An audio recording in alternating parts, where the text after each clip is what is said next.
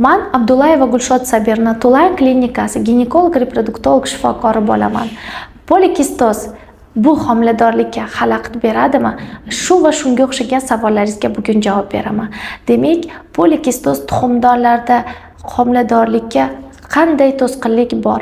Bu avvalambor ovulyatsiyani yo'qligi bilan baholanadi.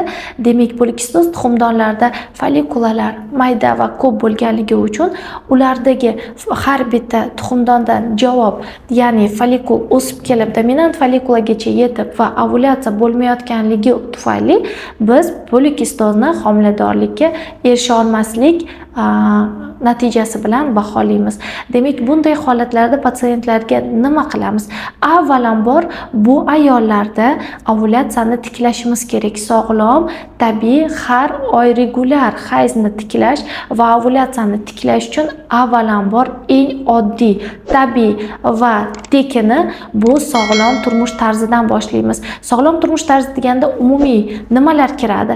Demak, avvalambor har bitta juftlik, ya'ni patsientkamiz ayol har kuni kunlik yurish harakatlardan tashqari alohida vaqt ajratib bizga, demak, 10 ming kamida 10 ming, 12 ming, 8 mingdan 12 ming qadamgacha yurib berishlari kerak bo'ladi.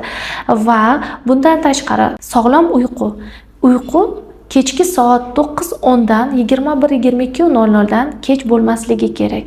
Bu bizni melatonin sintezimizga ta'sir qiladi, prolaktin sinteziga ta'sir qiladi. Shuni hisobiga biz demak uyquni ham juda ham muhimligini aytib o'tamiz. Va 3 mahal ovqatlanish. Bu qanday? 3 mahal perikussiz, ya'ni orada taomlanishsiz, demak ovqatlanish tartibini kiritamiz. 3 mahal uglevodsiz, tez parchalanadigan uglevodsiz ovqatlanishimiz kerak. Oqsillar, kletchatka, murakkab uglevodlar, yog'lar, to'g'ri tarkibli yog'larni biz ruxsat deb aytamiz. Demak, iloji boricha ratsiondan tez parchalanuvchi uglevodlar, fast food, xamirli ovqatlar, shirinliklar, pirojnoye, morоженое, gazirованный ichimliklar, shirin va shunga o'xshash ta'm beruvchi mahsulotlardan voz kechishlikni обязательно aytib o'tamiz.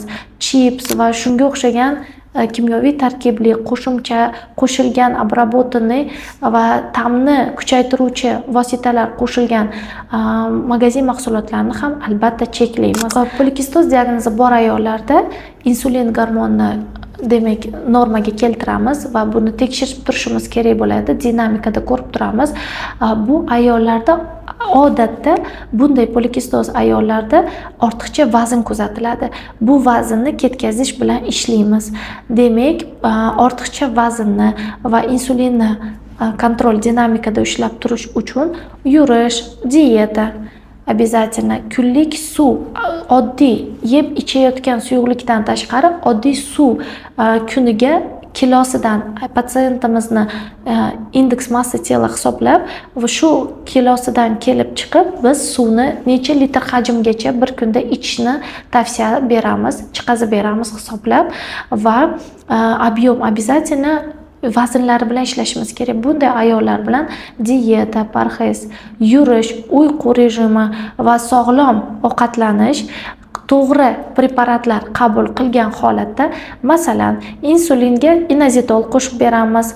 Demak, inozitolni vazniga, ayolimiz, patsientimizni vazniga, demak, insulin gormonining qondagi miqdoriga qarab inozitol va shunga o'xshagan preparatlar qo'shib beramiz. Berbering qo'shishimiz mumkin. Shirinlikka qanchalik moyilligi tortishiga qarab xrompikalinat qo'shishimiz mumkin.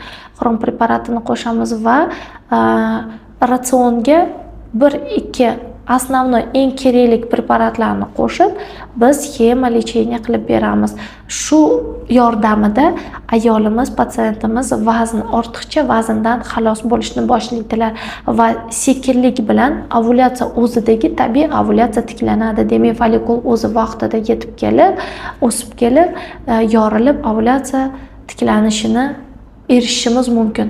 Agardagina biz bunga ovulyatsiya tiklanishi qiyinroq kechsa, biz induksiya ovulyatsiya, ya'ni follikulni yetiltirib yorilishi uchun dorilar, preparatlar yordamida ovulyatsiyani tiklanishiga yordam beramiz va shu orqali patsientkamiz homilador bo'lishiga yordam beramiz. Shu va shunga o'xshash savollaringiz bo'lsa, izohlarda yozib qoldiring.